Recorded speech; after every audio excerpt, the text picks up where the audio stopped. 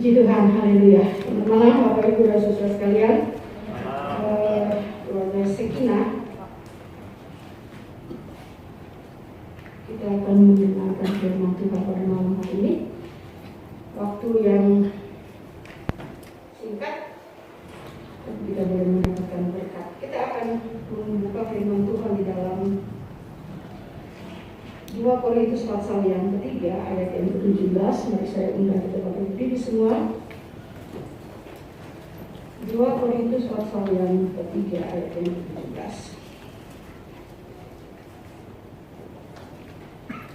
Kita baca bersama-sama ayat-ayat itu ya.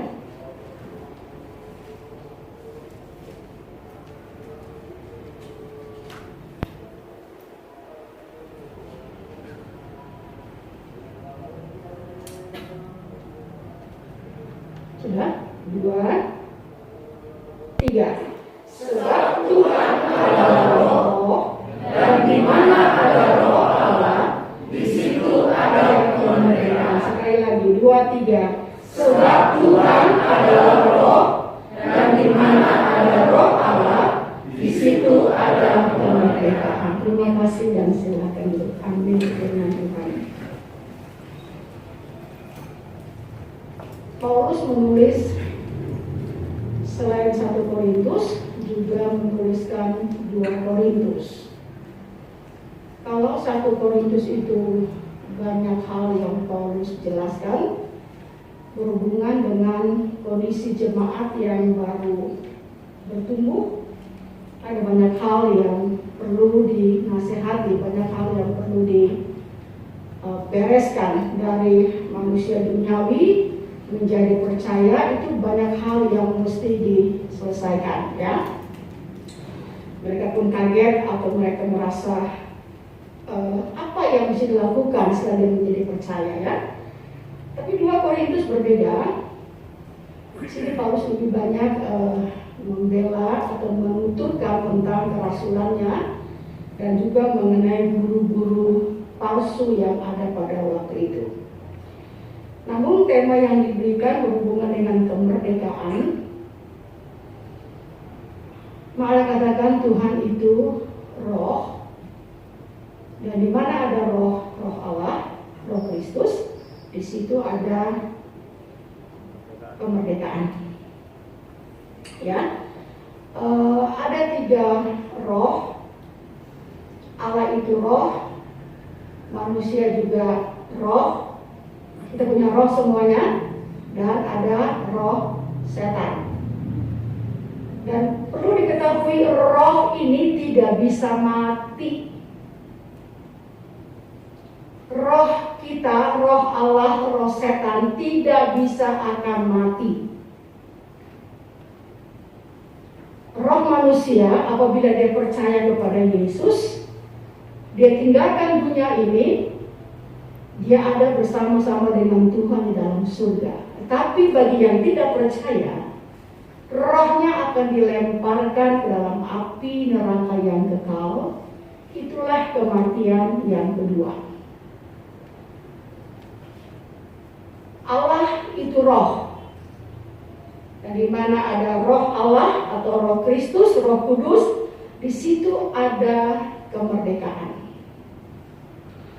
2 Korintus ini kita baca di sini, Paulus dari konteksnya, Paulus sedang berbicara mengenai pelayanan dalam perjanjian baru, disejajarkan dengan peristiwa Musa turun dari Gunung Sinai membawa 2 lempeng batu yang kiri kanannya ditulis 10 hukum Tuhan.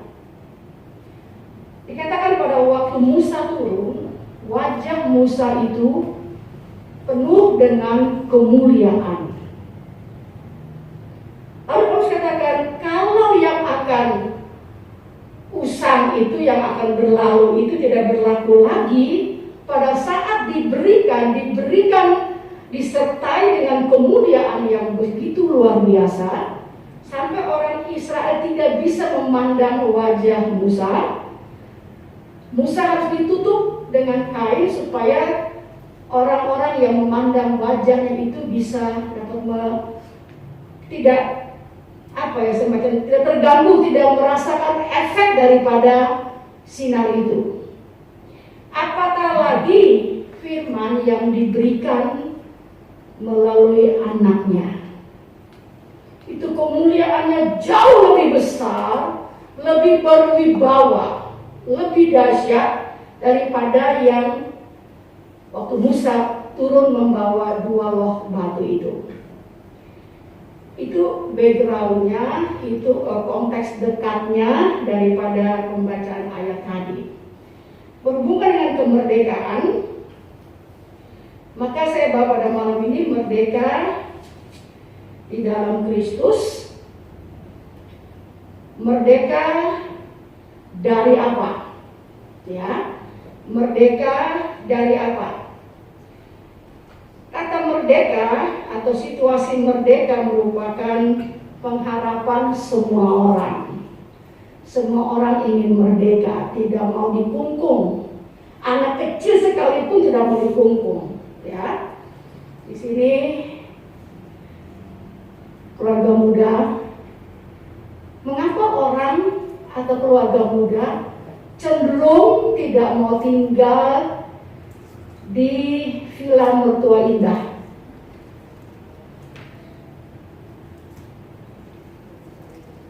Kenapa?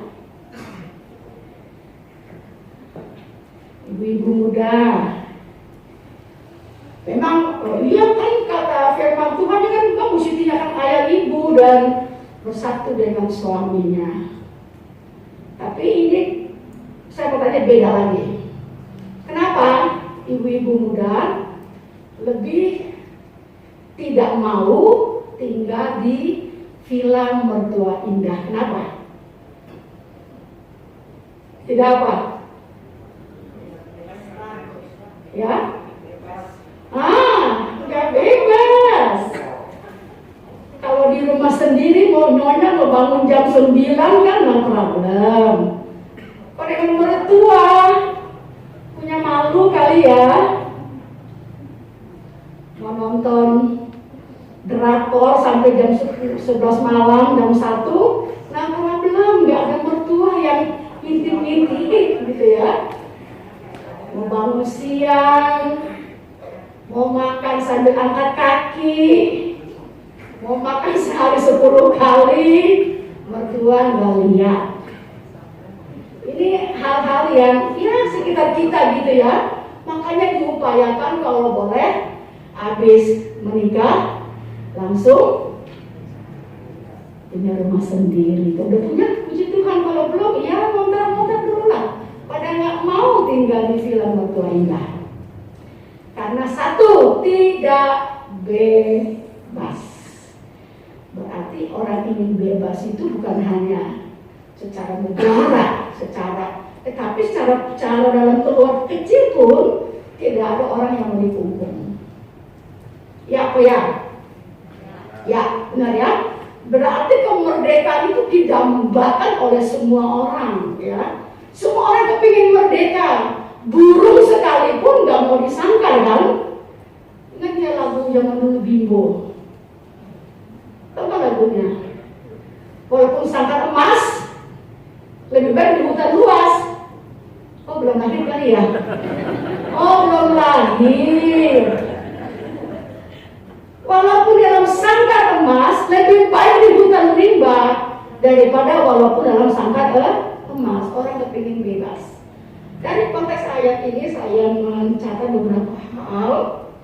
Orang ingin merdeka. Merdeka dari apa? Ya. Yang pertama kita lihat bebas atau merdeka dari perbudakan dosa. Bebas dari perbudakan dosa.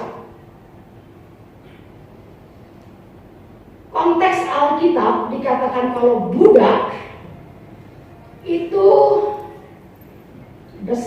sama dengan binatang. Manusia yang diperbudak atau menjadi budak itu tidak ada harganya. Sudah seperti hewan diperjualbelikan. Tidak ada HAM yang bisa memperjuangkan hak mereka. Karena pada waktu itu berlaku budak, perdagangan budak belian itu tidak punya hak apa-apa.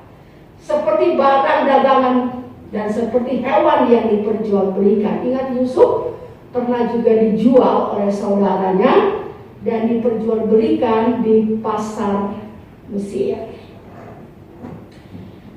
Perbudakan dari dosa ini lebih ngeri, lebih menakutkan daripada perbudakan biasa. Kita kenal John Newton, dia seorang pedagang. Di sini banyak pedagang ya. Tapi John Newton bukan pedagang sembako, bukan pedagang spare part, bukan pedagang emas mungkin bukan untuk kuliner begitu, tapi John Newton adalah pedagang budak. Dipuji Tuhan, sejarah berjalan terus. John Newton akhirnya dia bertobat dan dia mengarang sebuah lagu yang sampai hari ini masih populer, Amazing Grace. Sebenarnya John Newton adalah seorang budak dosa juga. Dia tidak menyadari keadaannya. Sebenarnya menjadi budak dosa itu jauh lebih sadis daripada sekedar budak manusia. Sebab itu kita perlu menyadari bahwa tidak ada seorang pun yang ingin ada di bawah perbudakan. Berusaha sebagaimana mungkin supaya dapat dibebaskan. Kita dibebaskan dari perbudakan dosa, dilepaskan daripada api neraka Gehenna itu bukan dengan jasa kita, tapi ada satu orang yang sudah menyerahkan dirinya, yaitu Kristus Yesus, supaya kita dapat dibebaskan. Perbudakan dosa ini jauh lebih serius daripada perbudakan biasa. Kalau kita melihat satu kasus, umpamanya di kompleks rumah kita, tiba-tiba malam-malam ada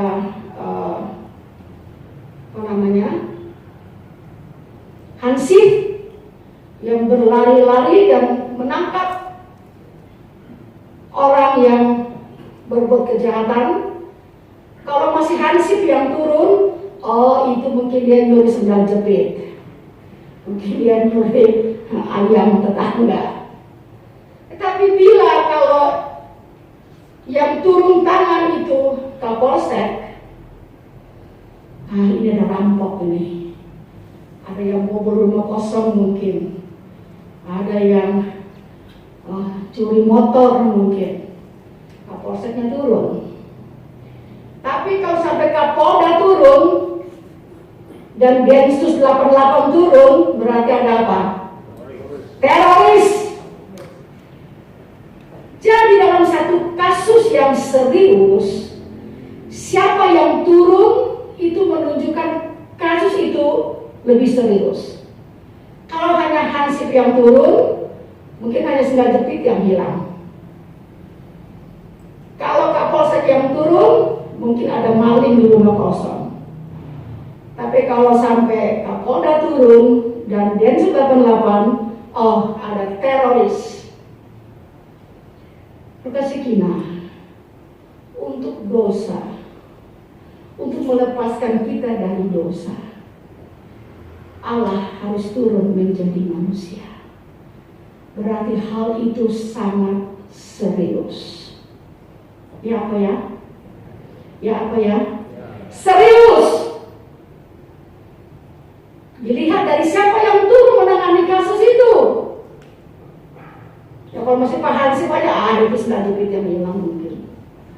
Tapi untuk membebaskan saudara dan saya, Allah turun menjelma menjadi manusia. Firman itu dia nuzul. Karena dosa itu hal yang sangat serius. Kalau sampai hari ini kita belum menganggap dosa itu serius, malam ini saya memberitahu, dosa itu sangat serius. Dilihat dari akibatnya dan siapa yang menanganinya. Allah sendiri yang turun mengambil rupa seorang hamba, bahkan mati sampai mati di kayu salib. Jadi dosa itu sangat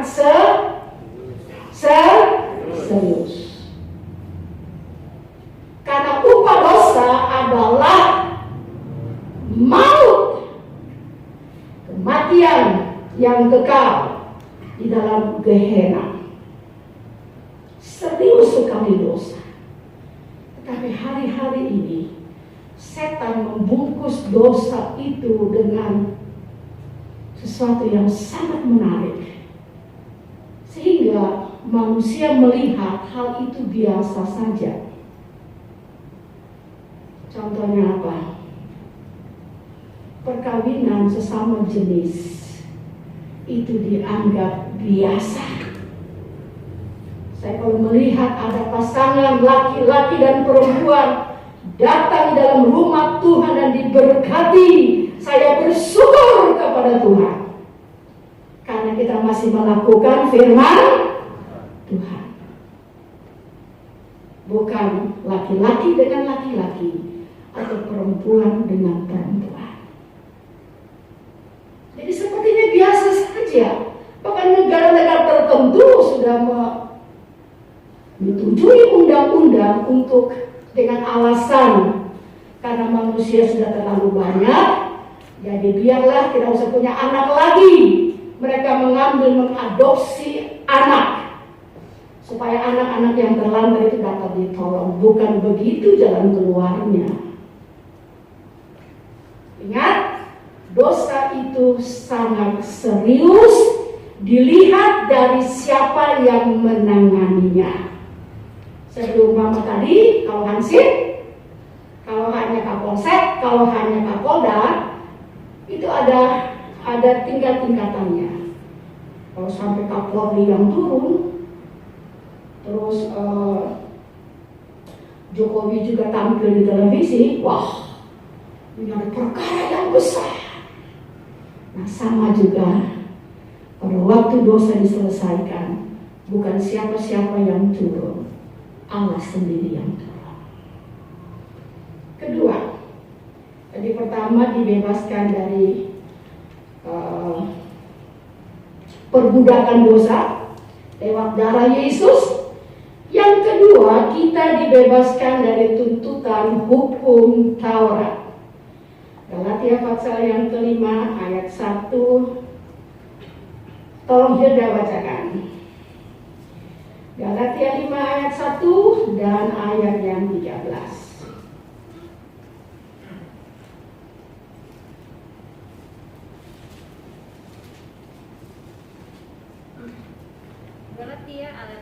Galatia 5 ayat 1. Kemerdekaan Kristus.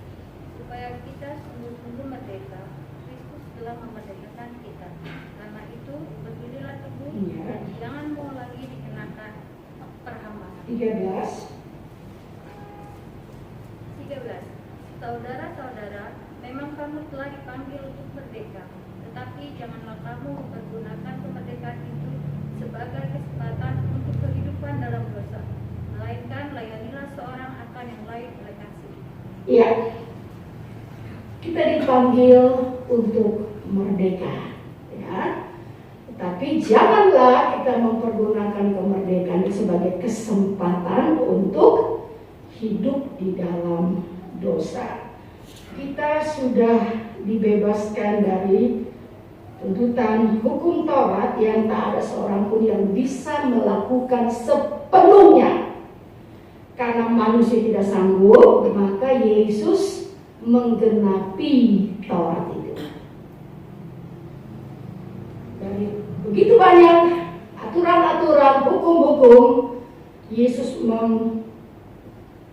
memeresnya, mempadatkannya dari 10 dibikin menjadi 2. Tapi menurut saya justru 2 ini yang jauh lebih berbobot. Yang 10 dibikin 2, walaupun lihat dari jumlahnya semakin berkurang, tetapi bobotnya itu jauh lebih dalam. Karena kalau hukum Taurat dikatakan, kalau kita sudah membunuh, baru tergolong dihukum sebagai pembunuh. Tetapi apa yang diajarkan Yesus, kita membenci saudara, kita sudah dikategorikan oleh Tuhan sebagai seorang pembunuh. Kalau pada waktu perjanjian lama, kalau orang sudah berbuat zina, itu baru dihukum sebagai seorang pesina. Tapi apa diajarkan Yesus?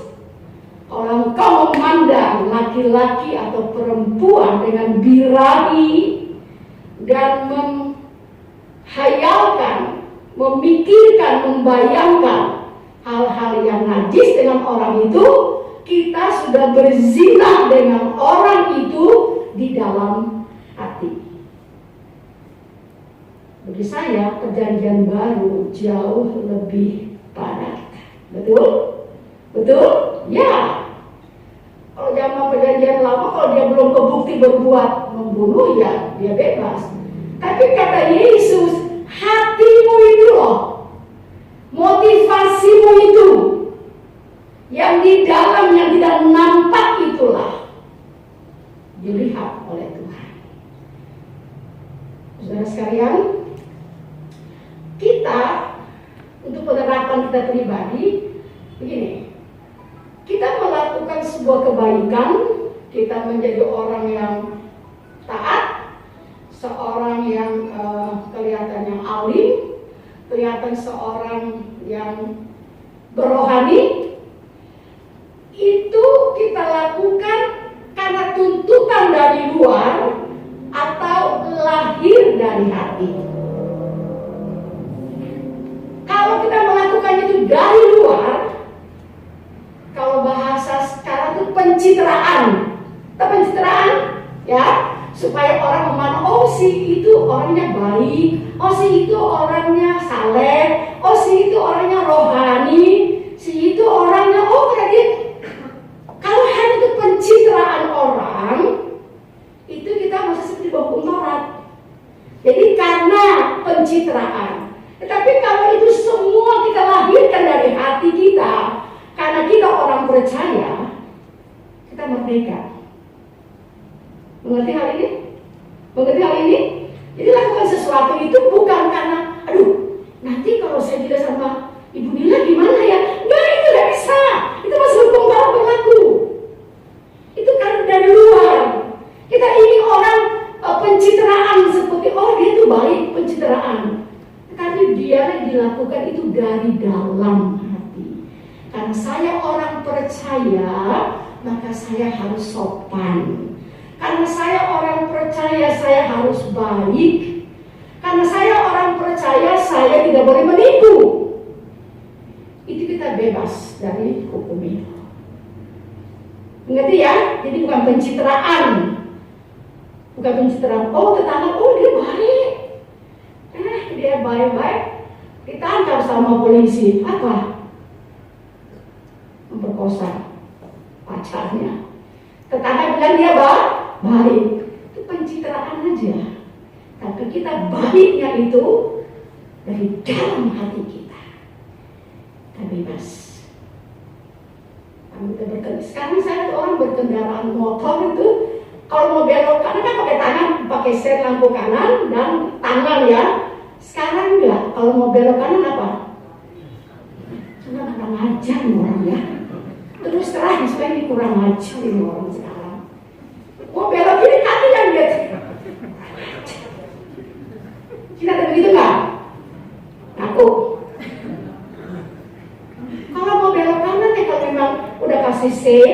merasa bahwa ini agak berbahaya, pakai tangan lah, jangan pakai kakimu, itu nggak sopan itu. Waduh, nanti lama-lama kan kebiasaan, semua orang nanti mau belok pakai kaki. Awas Kina. Ya, yang terakhir, kita bebas dari penghukuman kekal, itu tidak dilemparkan dalam api neraka. Di mana ada Roh Allah, di situ ada kebebasan. Kita sudah dibebaskan dari penghukuman yang kekal. Kita baca Roma 6 ayat 23 dan Roma 8 ayat 1 dan 2. Tolong Yosef bacakan. Yosef bacakan Roma 6 ayat 23, Feni bacakan Roma 8 ayat 1 dan 2.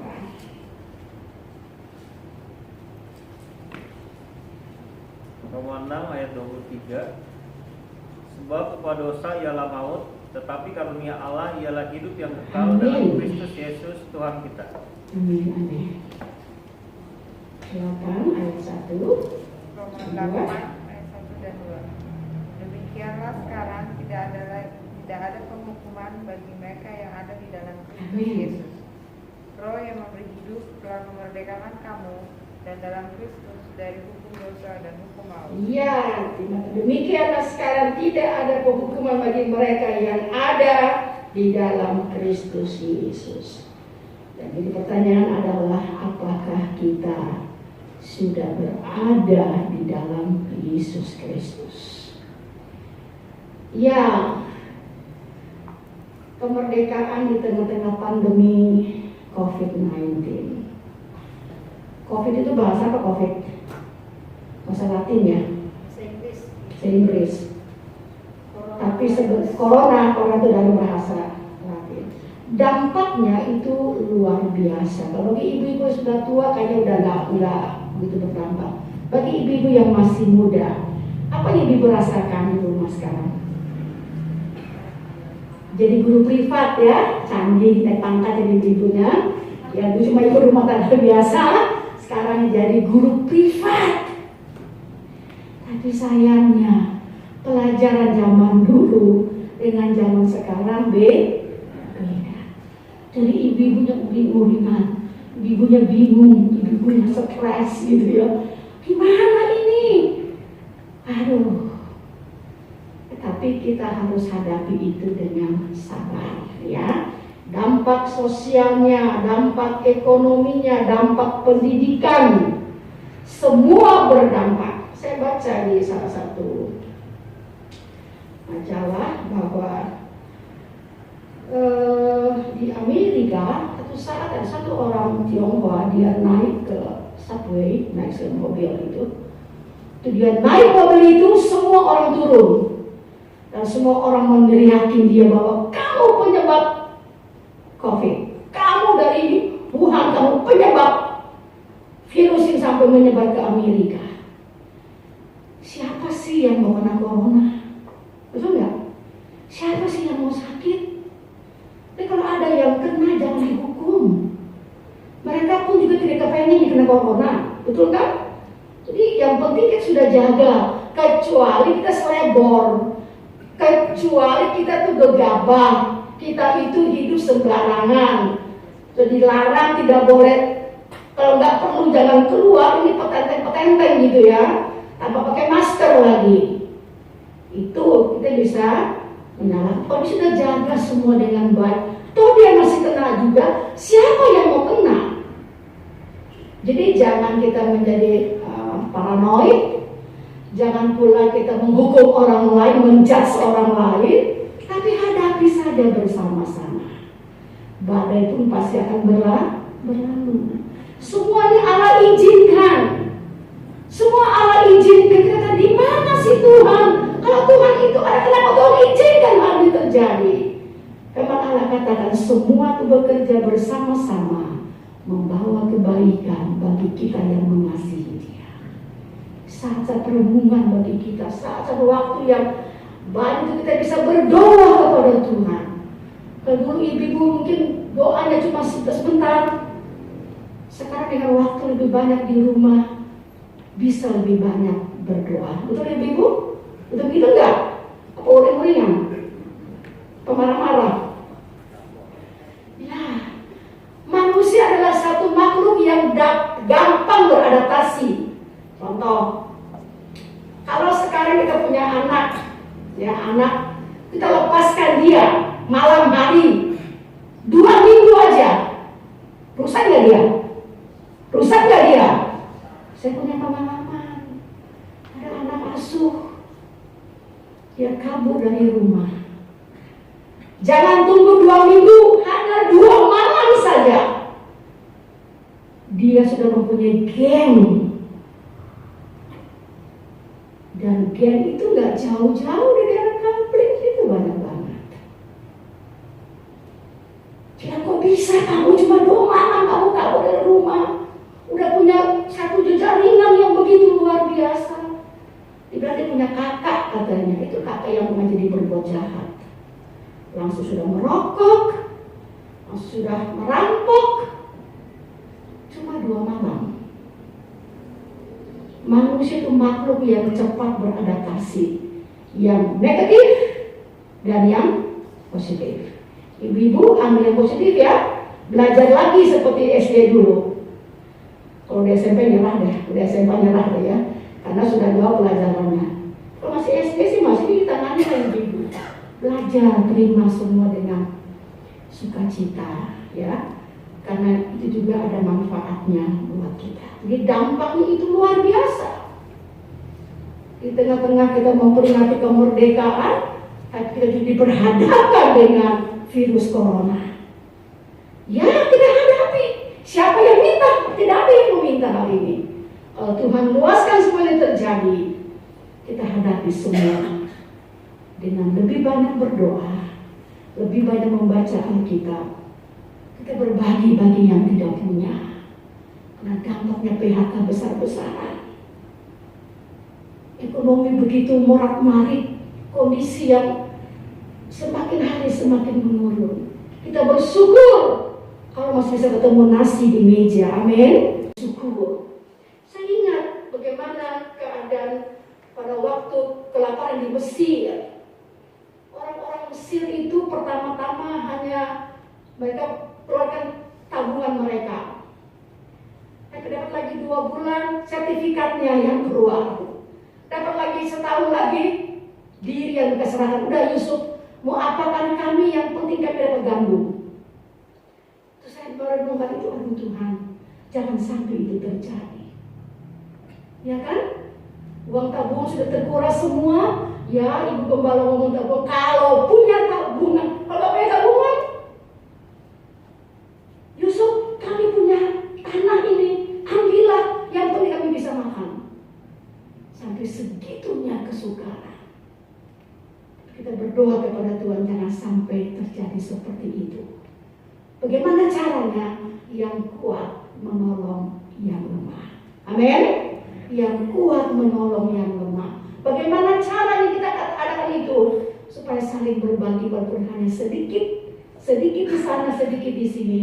Mari kita saling menolong. Supaya bukan hanya merdeka itu ada di mulut kita, tapi kemerdekaan itu juga kita rasakan dalam kebersamaan sebagai keluarga di dalam Tuhan. Tuhan telah membebaskan kita, dan kita tahu bahwa Dia bebaskan dari dosa, karena dosa itu serius. Kita beribadah kepada Tuhan. Sering kali mendengar ada iklan-iklan. Siapa yang tak punya pekerjaan, datang di gereja kami, nanti diberikan pekerjaan. Siapa yang tidak punya anak, nanti datang ke tempat kami, didoakan punya anak. Siapa yang sakit kanker, datang, nanti disembuhkan. Tidak salah. Tetapi yang paling Tuhan inginkan adalah kita bertobat. Apa? Tobatnya apa? Bohong, tidak bohong lagi. Ya. Itu yang penting. Dusta, ya desain dengan bohongnya. Dusta, sembuh. Daripada kita sembuh dari kanker, sembuh dari encok, sembuh dari rematik, sembuh dari jantung, tetapi dosa tidak pernah dibereskan. Ya, yang Tuhan mau bukan hanya kita sakit sembuh, bukan hanya kita tidak punya pekerjaan atau pekerjaan. Yang Tuhan mau adalah dosa kita dapat disembuhkan. Yang bohong sembuh, yang dusta sembuh, yang selingkuh sembuh, yang suka menipu sembuh. Itu yang Tuhan minta dari orang-orang yang beribadah. Atau mengatakan kita meyakini ada perbedaan antara orang yang beribadah dengan orang yang tidak beribadah. Perbedaannya apa? Bukan hanya sakit sembuh, bukan hanya misinya di kayu, di gunung kawi bisa berikan, tapi di dalam gereja waktu Roh Allah itu ada, dosa itu dibereskan, ada pertobatan. Itu yang Tuhan minta. Jadi merdeka karena Kristus telah memerdekakan kita. Amin. Yang Tuhan minta adalah sembuh dari dosa, karena dosa itu sangat serius. Kenapa serius saya bilang? Sebab yang menuntaskan dosa itu adalah Allah sendiri yang turun menjadi manusia. Sama-sama kita tundukkan kepala, kita mengangkat pujian. Sangat besar anugerah-Mu yang telah diberikan kepada kita. Dan kita mau berdoa. Amazing Grace, anugerah heran sungguh indah. Kita berdiri semua. Anugerah